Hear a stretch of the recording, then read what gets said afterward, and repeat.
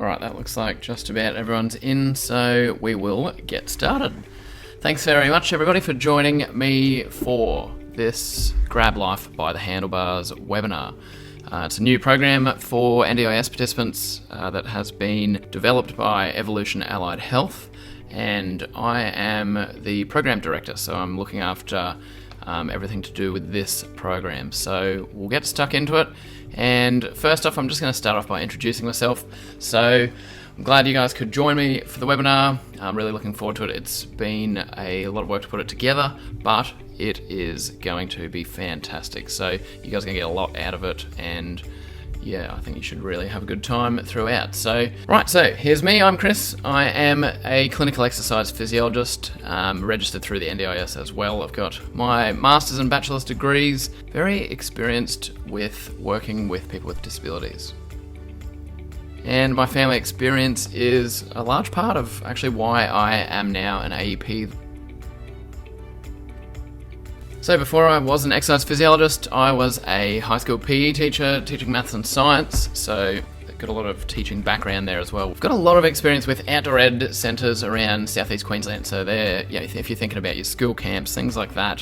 One of the greatest things about being an exercise physiologist is that it is basically a really good tool that enables me to help people achieve things that they didn't think that they would necessarily be able to do. As the program director, I'm pretty excited to be able to deliver this because there's a lot of people out there who would love to go mountain biking but just don't have a good way or a safe way to be able to do that. So that is what this program is aiming to offer.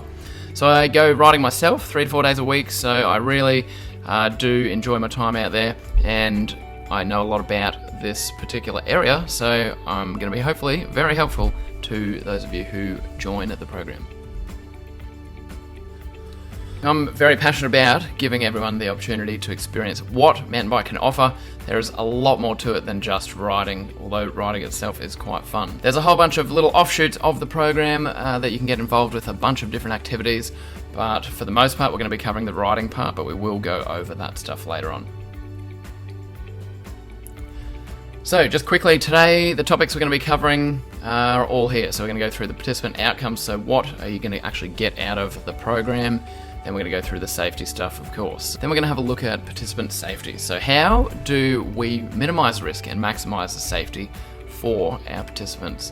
Because mountain biking, a lot of people would classify mountain biking as an extreme sport. So we've got ways and means that we have reduced the risk, and we'll get stuck into that later. Number 3, why we only use exercise physiologists for this program. Pretty important.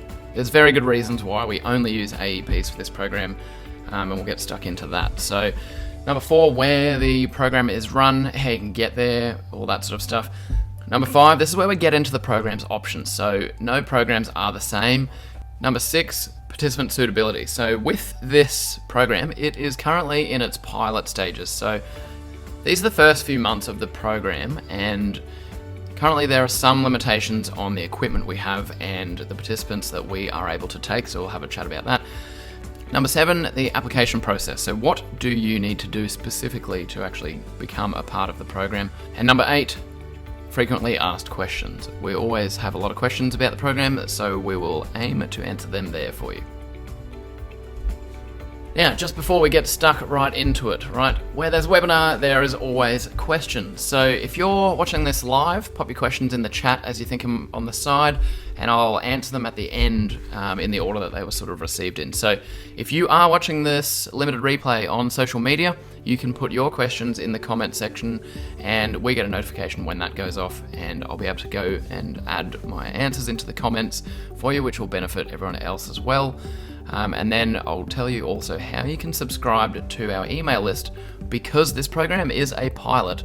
It's constantly changing and evolving, and you need to keep up to date with those changes, because if you're not eligible to be a part of the program now, that may change tomorrow and you may be able to do your application right then. So very worthwhile to keep that in mind. So we're going to get started with participant outcomes, right? So When we are out mountain biking, it is absolutely beautiful. The scenic ride, and there's a lot of benefits of riding, right? But they are really just the beginning of what this program has to offer. So it really does enrich every one of our participants' lives in many different ways.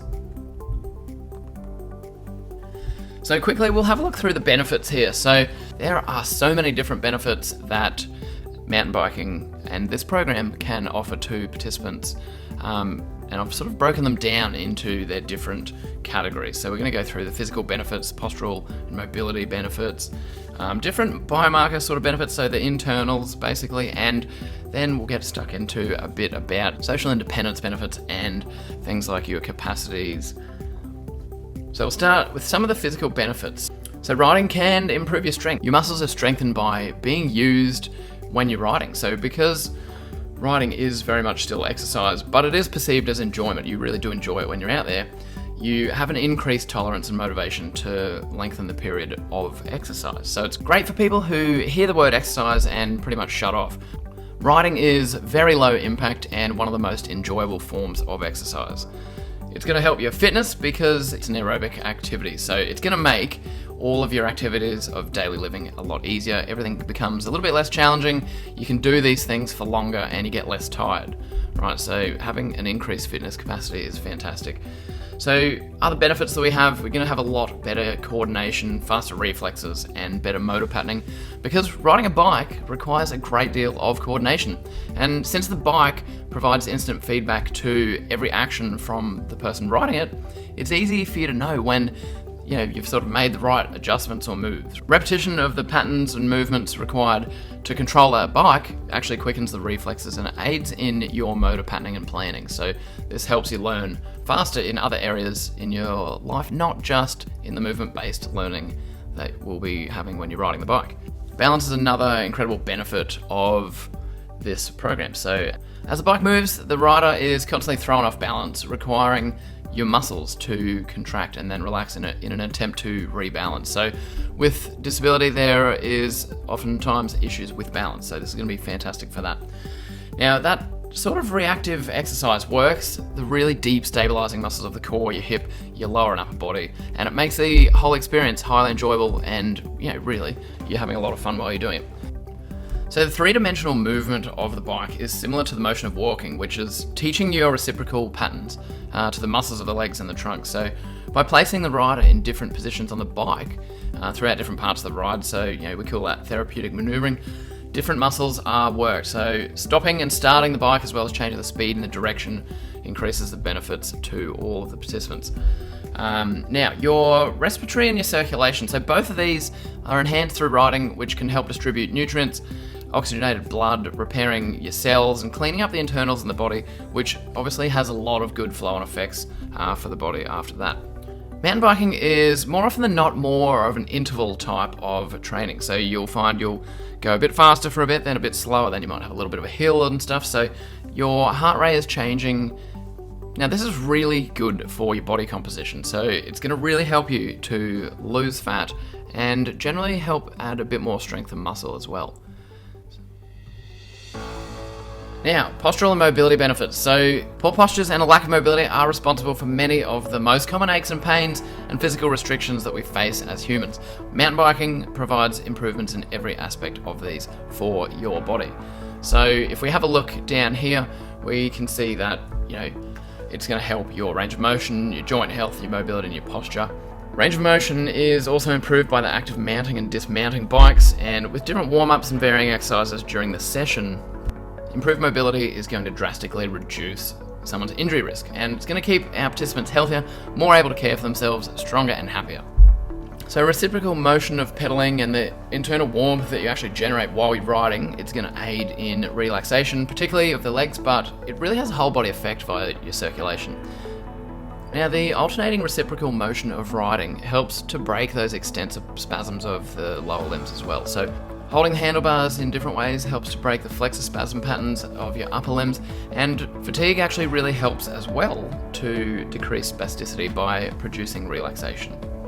So mountain biking reduces your injury risk through improving your strength, your mobility, and your capacity for movement and activity. So the body's ability to actually handle unexpected movements and situations like, if you trip over, your body becomes far more able to quickly adapt in a range of different environments, which is going to be very helpful in life.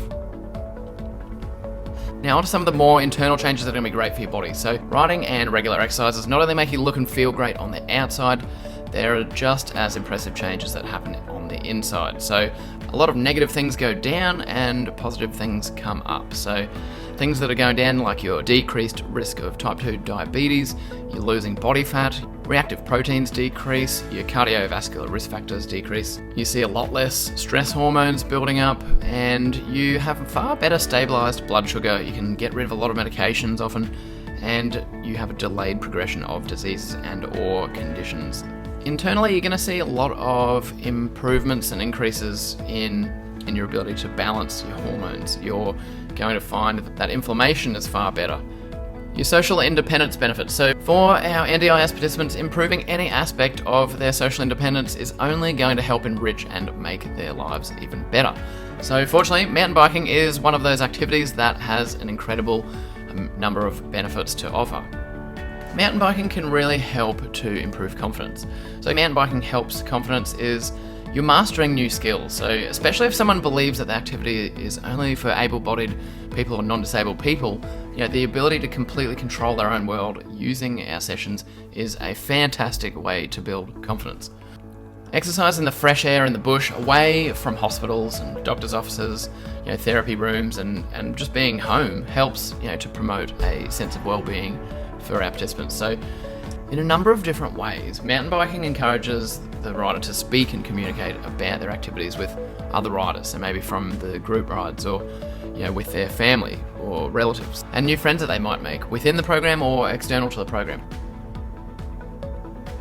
Onto the fun bits, the safety. Alright, so mountain biking being an outdoor off-road type sport could be classed as an extreme sport. So with any outdoor physical activity, the risks there, we need to assess them and manage them to reduce them as much as we possibly can. So within the program, we have a lot of safety precautions and appropriate risk management, and that becomes very important with our NDIS participants because of the various conditions that different people have. So we have a whole bunch of varying factors like different fitness levels, the previous level of experience, their current physical capacity and mental abilities, and all of these are considered when we are going through the program. It doesn't necessarily exclude people, it's just things that we consider when we build the programs out. An area we come across that people tend to ask about is, can we get lost or stuck? So every track within Karawatha Forest actually has been ridden at least 10 times by experienced exercise physiologists, which is me for the time being. I've ridden every track in there probably at least 30 times each individually. When I'm out there, if I'm leading the ride, I'm taking a mobile phone. I have to have a USB power bank with me, a map. Evolution Allied Health actually has a policy that is specifically about the requirements that the AEP needs to have to lead the ride. They have to have 2 GPS-enabled devices, a mobile phone, a USB power bank to make sure that those don't go flat, and a map when delivering their sessions. Also, we carry common spare parts, tools, 2 tyre repair kits, a first aid kit, including a snakebite bandage, and all of the AEPs are required to complete their provide CPR and first aid courses every year. During the first session after the initial assessment, the AEP will take the participant through a safety briefing and a training on operating the specific model of mountain bike that is allocated to them.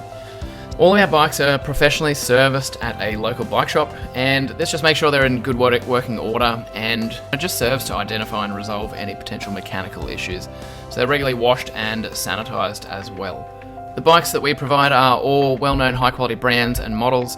These rarely suffer from breakage and so far have proven to be very reliable. So the bikes are thoroughly checked after each session as well, just to make sure no damage has happened and that they are ready for the next participant.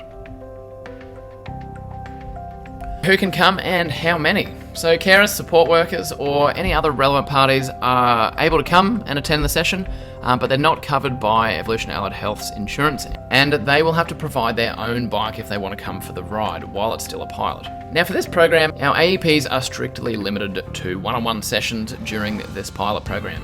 This makes sure that 100% of the attention and focus is on that participant, just making sure that they're getting the most out of their sessions and that they are as safe as possible. Now, the group bike rides are not running at the moment, but they are coming soon. This is why it's important for you to make sure that you've subscribed to our mailing list.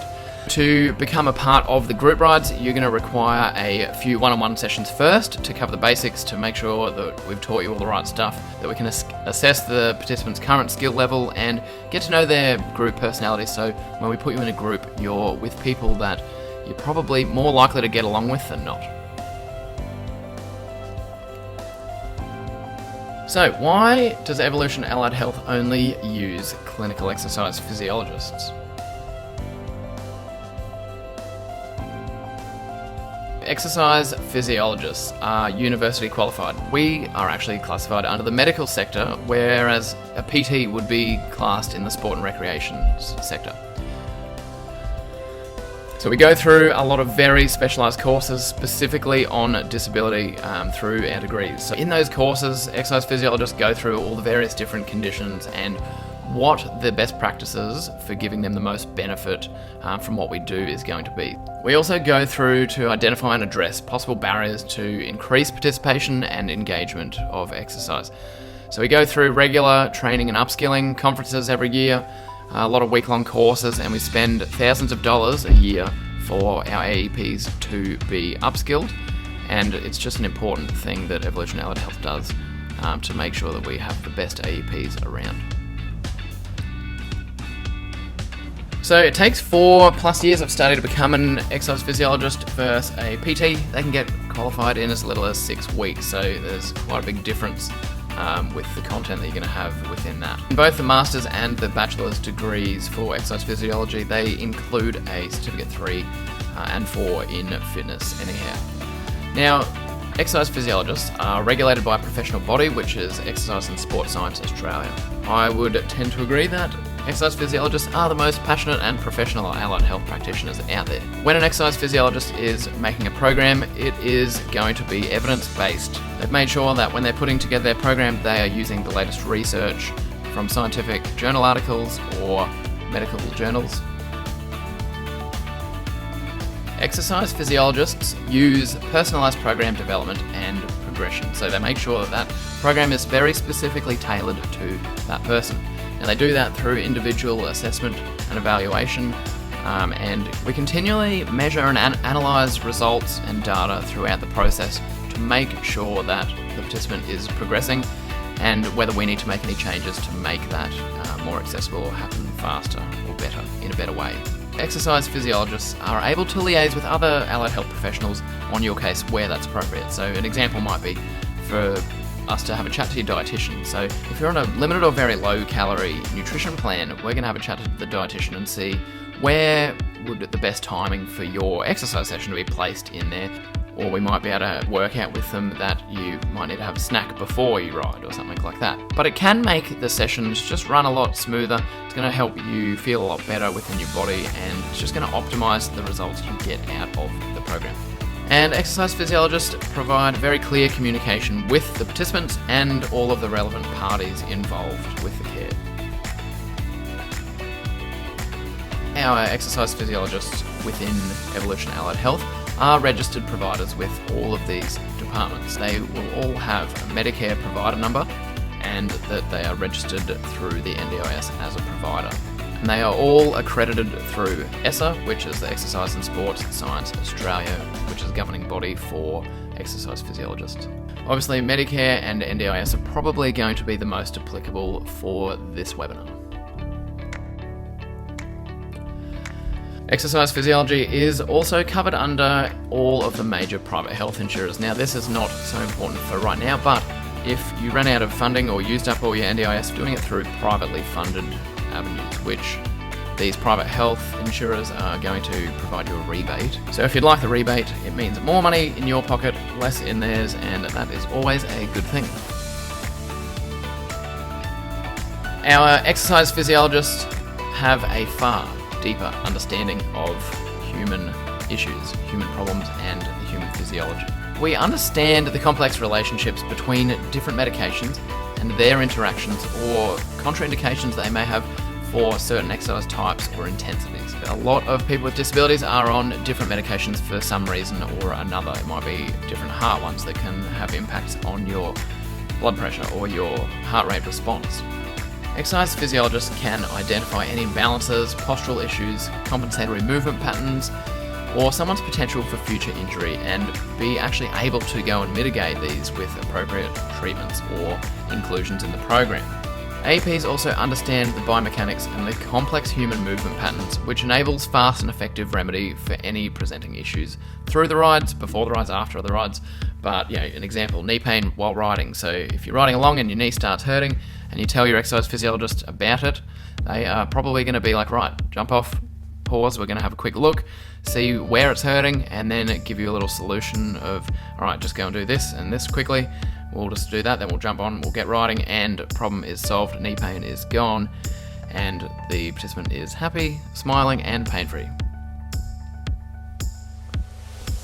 For this pilot program, the AEP is me, and there I am. My own life, my teaching background, and the fact that I'm an AEP has exposed me to an extremely wide array of different people with different disabilities over the many years, which is very helpful when working with the NDIS. I can relate and understand on a much deeper level than a lot of other people.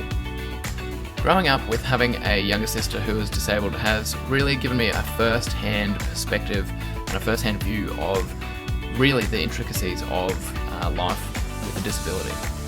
So that has helped me to become very adaptable and perceptive with different personality types, as just as much as the teaching has helped with that.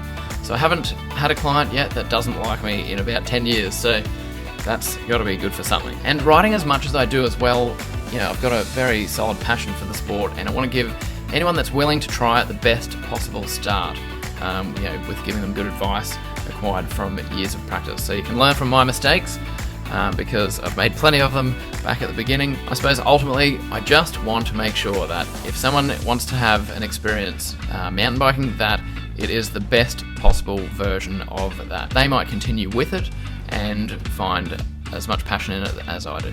Because that's what life is all about, is finding a passion and really being able to pursue that passion. I ride anywhere from 3 to 5 to 6 days a week at times, and it's around about 120 Ks a week, so I really thoroughly enjoy it, and if I can be the catalyst for one new person to take up mountain bike riding, I will be very happy. And luckily, patience is one of my virtues. I do pride myself in being reliable as well, so if I say I'm going to be there or here at a certain time, I will be there. And over the years, I have successfully treated world-class Olympic mountain bikers for their own injuries. I have a lot of experience specifically with dealing with other mountain bikers for issues that come up with them commonly. I myself always keep up to date on the latest research, the science, and current best practices, and apply this to my role as an AEP every day. So I attend relevant conferences, courses, and any trainings that I possibly can. I love being able to explain research and science to people in an easy to understand way. It just enables them to be able to apply it for their own benefit later on. I've been published in a number of prominent scientific and medical journals worldwide in a number of different areas. So my work's been featured on Channel 7, some of the big news ones in America, the CNN and NBC News, and these are some of the other journal articles that have been featured in. So there's me at Channel 7, ready to deliver whatever I was about to deliver, and a journal article on the right here. So you can see that I probably do actually know what I'm talking about, and I'm not just making this stuff up.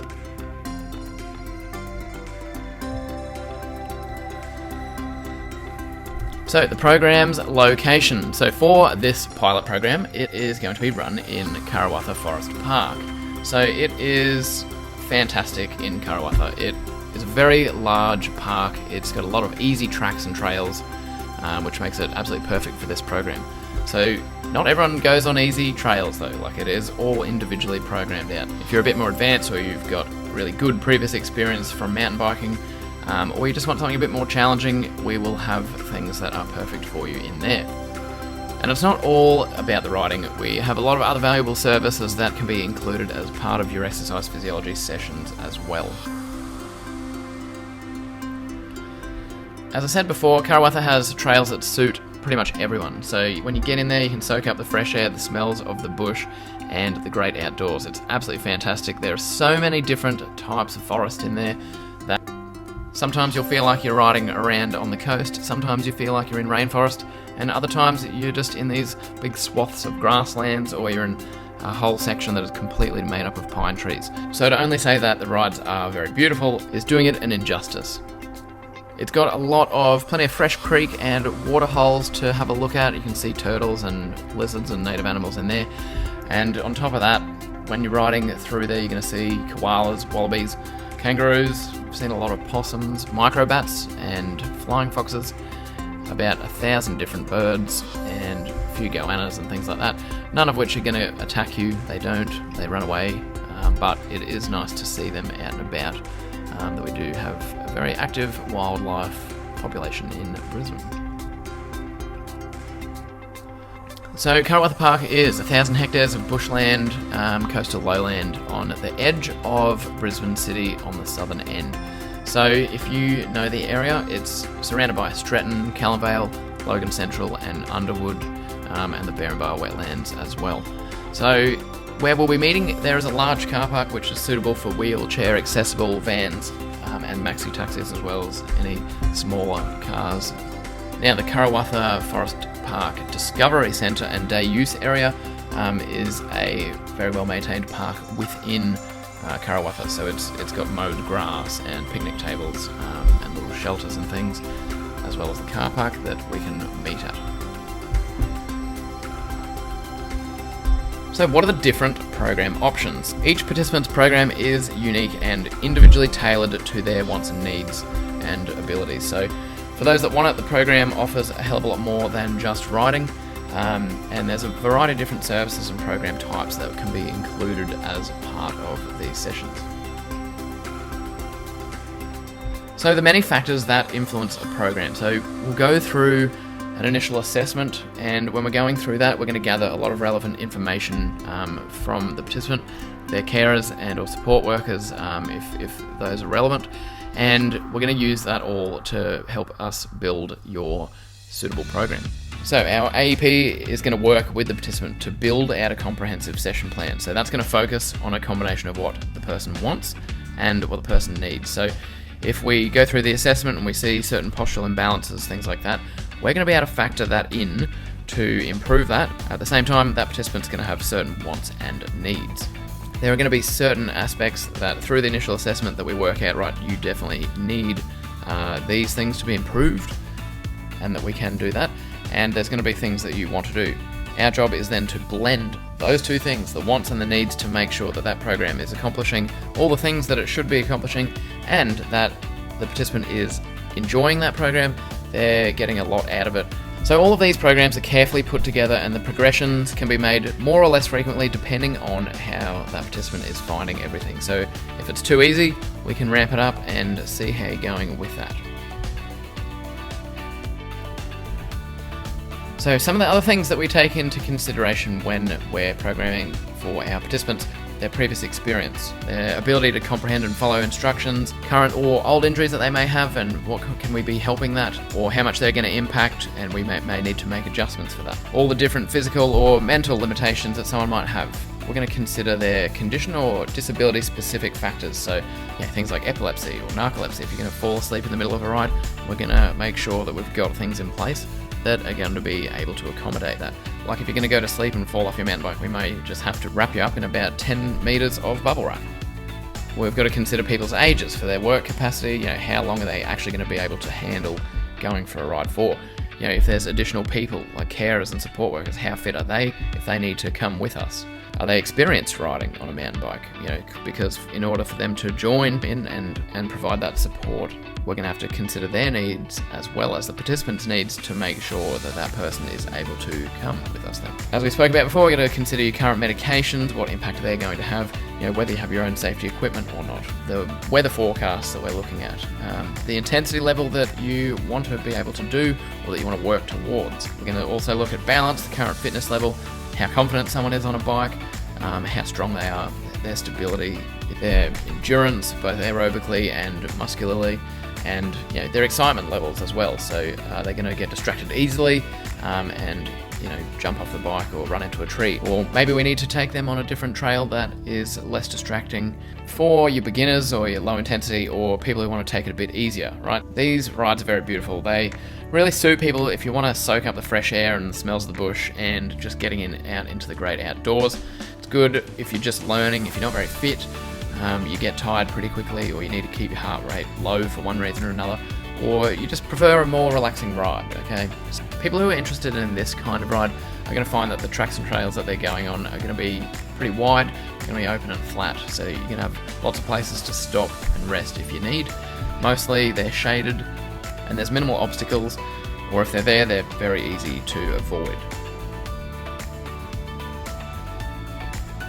And on the other end of the scale, we have our experienced or higher intensity sorts of rides. So within Karawatha, there are hundreds of single trails and downhill tracks. These will give confident and experienced riders a lot of welcome challenges. So there's variation within those single trails as well. So some of them are significantly wider single trail, off-road sort of tracks, and some of them are very tight, technical little tracks. So there is a great variety within there.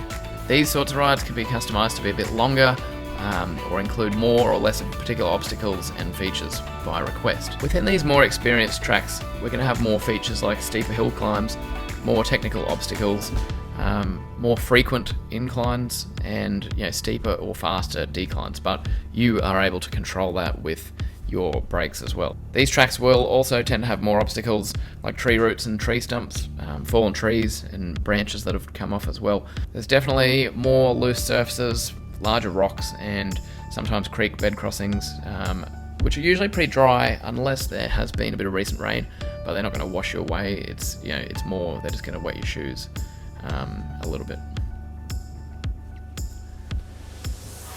So we're able to offer these rides to a very wide range of people, from easy beginners type thing all the way through to more advanced, and the programs are built anywhere along that sliding scale. So you may not be just sliding into the category of easy, medium, or hard. It's much more complex than that, where we will program that out depending on those wants and needs that we were talking about earlier.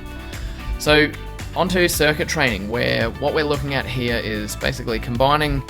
It's one of the options where we're combining aerobic fitness from the riding itself with the incredible benefits of a bit of strength training interspersed through there. So starts off riding tracks like normal, but at certain defined time intervals or locations or designated triggers, like you see it every time we see a sign, we're going to stop and we're going to do this, or every time we go do a left turn, or every time there's a fork in the track, or every time we get to the top of a hill, we're going to dismount from the bike and go through a predetermined mobility or stretching or resistance or strength sort of exercise, or a combination of them. Then we jump back on the bike, continue until the next trigger or the interval begins. So there's a lot of different ways to structure it, but it just means you can break the ride up a bit and get a bit more out of it.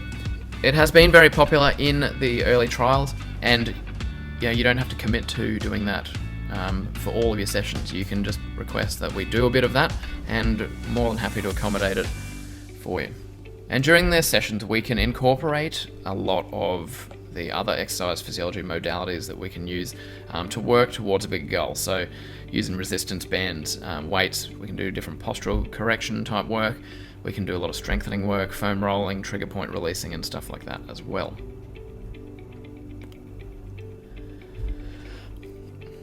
So as we were saying before, everyone is so different, so their wants and needs are going to be different as well. So we're very accommodating, and we offer a lot of different options that are customizable. So we can find a solution that suits absolutely everybody. So we can include more or less of particular obstacles and features in the trails, right? All of the rides can be made longer, a little bit longer or a lot longer, or they can be made a bit shorter, but the minimum is still 1 hour, just due to setup and warm-ups and other things of that nature. So we're able to stop in at the Discovery Centre if it's open, which is a great centre down at the park. Has a lot of science and nature sorts of things in there. So you can bring your own snacks and morning tea, lunch, afternoon tea, and have that in the bush, out in the nature, or in the beautiful park at Karawatha on some of the tables and chairs there. We can even include a bit of your outdoor education type things, so adventure and physical sort of style games and activities that we can do at the Discovery Centre Parkland. So with our programs being individually tailored, it means that once participants' capabilities, fitness and confidence reach a certain point, that we can offer even more exciting options for those people. So we can start branching out for larger half-day trips or experiences, like going out to the Brisbane Valley Rail Trail, or going around Mount Cootha, or up some of the trails of Mount Cootha, or similarly out in Samford Valley. There's a lot of great mountain biking out there. So these larger trips have the added option of including transport. So we've got a bike, a company car, a bike rack, and bring the bikes out that way. It's got 5 seats if we need to have extra people with us. But they really are a fantastic option if you are up to that level of riding. They can be really fun. And these are great options for groups as well. We can fit up to 4 bikes on the racks. And before those group sessions happen, those individuals that will be involved will have had to have done their own one-on-one sessions for a while to make sure that we've got the basics. We know enough about them to make sure that is all a goer.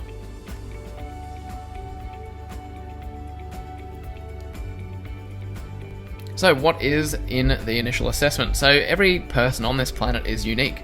So our programs have to be as well. So we want you to get as much as you possibly can out of your sessions with us. So that is how we make that happen for our participants.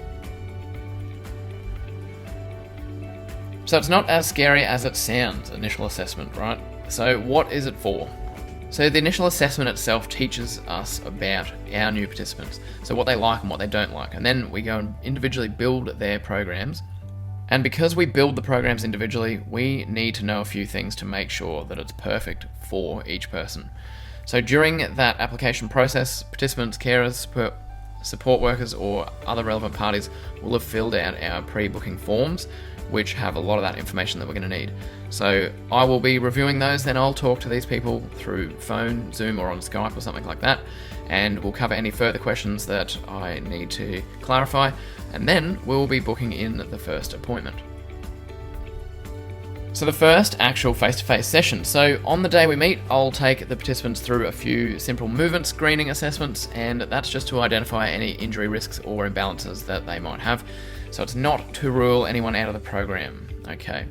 I'm not going to be having a look and you're telling me about your sore knee and I'm like, right, okay, bad knee, you're out of the program. It's more for me to have a look at that knee, work out why it's feeling the way it is, and then I'm going to be able to tailor the program to make sure that you're not going to make that knee any worse. And realistically, we're going to be able to be fixing that up and working and improving on that knee throughout the sessions.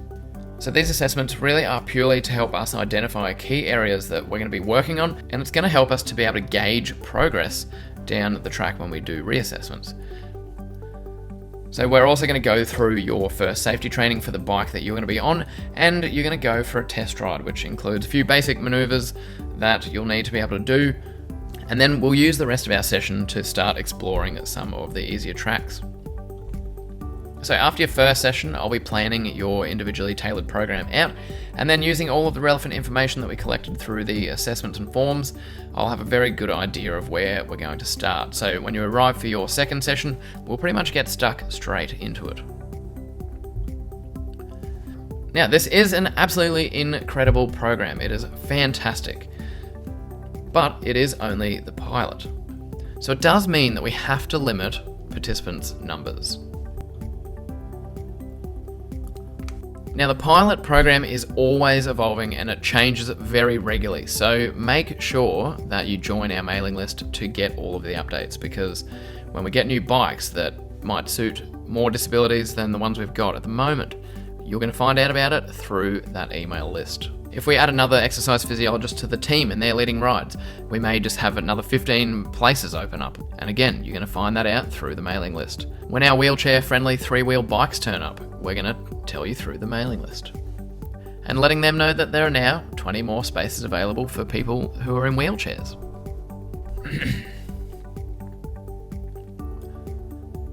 So what does being a pilot program mean for us now? So unfortunately, because it's only a pilot, the funding is very limited for adaptive equipment until it's completely rolled out. I would love nothing more than to be able to take every single person who applies for a place in this program and put them into it. But while it's still a pilot, we just can't do that. Once the program is fully funded, tested and rolled out, we're going to be able to take any and every NDIS participant, and that's going to include people that are reliant on wheelchairs. Good quality, safe and reliable adaptive mountain bikes are upwards of about $6,000 each. We are sourcing funding through government and donations to be able to roll out our future program. What it means for now though is that we're only able to use standard mountain bikes. But if there's a wheel, there's a way. Participants' suitability. For the pilot, a participant is going to have had basic bike riding experience, so it is a requirement that each applicant is able to soundly balance and ride a bike on flat ground. So a 2-wheeled bike we're talking about. The pilot is not currently a learn to ride program, however this will be offered later on when the full program is rolled out. Each participant will need their own form of transport to get to and from Karawatha Forest Park, so it is bitumen and 2-wheel drive accessible. You can just set your Google Maps to Karawatha Forest Discovery Centre, but we are not able to pick up and drop off and things like that. So helmets are also a non-negotiable requirement, so we can provide one for you to borrow. It is cleaned and sanitised between the sessions, but you may want to bring your own. The helmets we provide can get sweaty, and if you don't really want a wet helmet, you can buy your own. You can get them quite cheap at places like Kmart and Target or any sports shop. You may just want to bring your own one though. Now, we don't provide gloves, elbow and knee protectors, but you are free to bring those and wear them if you would like. I would recommend bringing sunglasses as well. So participants will have to have a basic understanding of the English language and be able to communicate with us verbally. This is really important for the safety of the participants. They're going to have to be able to receive instructions and be able to alert their exercise physiologist to any problems throughout their session. So being a pilot also means that we have a limited range of mountain bikes. So the bikes that we've got at the moment will suit participants who are around 155 centimetres or over in height when they're barefoot. A pre-activity readiness screening will be filled out as part of your application process. But participants with high-risk medical conditions that are active are not going to be suitable for the program at the moment. Some of the categories on there may just require a bit more information or clarification from us. Things like pregnancy, if you've just had a heart attack in the last 6 months, or any other high-risk medical conditions. If you've ever had a heart condition or suffered a stroke, any unexplained chest pains with activity or at rest, if you find that you get very dizzy doing physical activity or it makes you lose balance, if you've had an asthma attack in the last 12 months, all about the application process. So how to apply, what you'll need to include, and the forms that you'll need to fill in.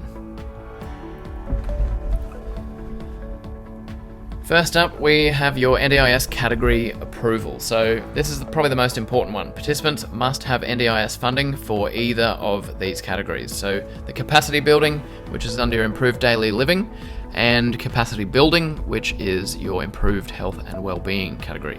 Only people with funding under these categories are able to participate in the program unless they're privately funded. So we are not classified as remote, which means the cost is $166.99 per hour, which is dictated by the NDIS price guide, which is available online on the NDIS website.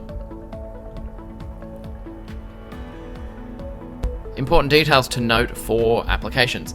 So complete the forms as soon as possible because applications are assessed in the order that they are received. There are no exceptions to this, so please don't email me asking, whoops, I think I've missed this, can I submit my application? So if a participant is accepted after their initial application and we've done the follow-up consult with the AEP over phone or Zoom or Skype, the first session must be prepaid. Each of the applications is manually reviewed, so don't worry that your application has gone through to the spam or anything. If the participant does not fit the current suitability guidelines, please wait to submit an application. If you've subscribed to our mailing list and you then receive an email down the track saying that the suitability guidelines have changed, if your suitability has changed, then you can submit an application and you'll be emailed the link for that. The participant suitability criteria are updated regularly and all of our subscribers are notified directly via email. I know I've said it a million times now, but you're going to want to subscribe to our email list because it has all of the updates about the program. We take your privacy very seriously and we'll never spam or share your details with anybody. New updates on the program are always going out, so like new bikes that have arrived, or there are new places in the program available, or the scope of participant suitability has changed, or new and other unreleased programs and services are made available to our email subscribers before anyone else is. And our subscribers get early bird offers and the first chance to apply to any of these. What you need to know about service agreements. So the NDIS recommends having a written service agreement so that participants and providers are both clear about what each party has agreed to. There is a minimum of 4 sessions for new participants. This will be put in your service agreement. And the service agreements help make sure that the participant and the provider have the same expectations of what supports will be delivered and how they will be delivered.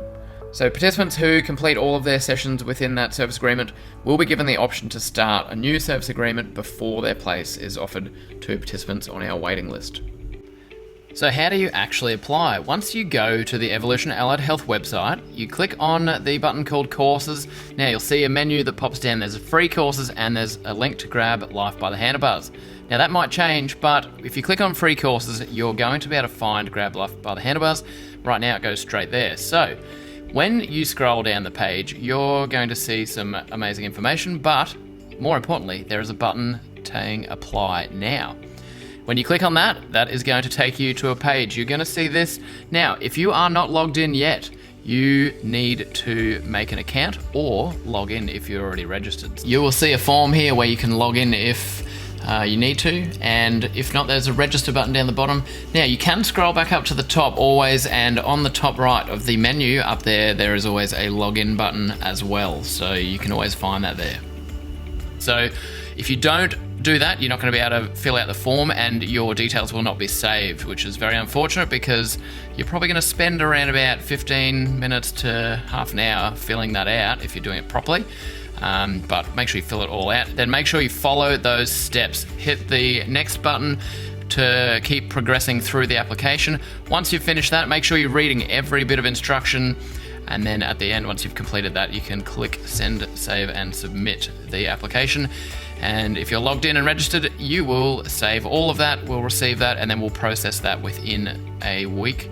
Thanks very much for joining us, guys. We will leave it there for today. Make sure you add any questions down into the comments because we will come back and be answering those shortly.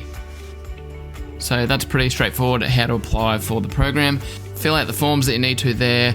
We will be in touch with you as to whether your application is successful or not. And then we look forward to meeting you and going for rides.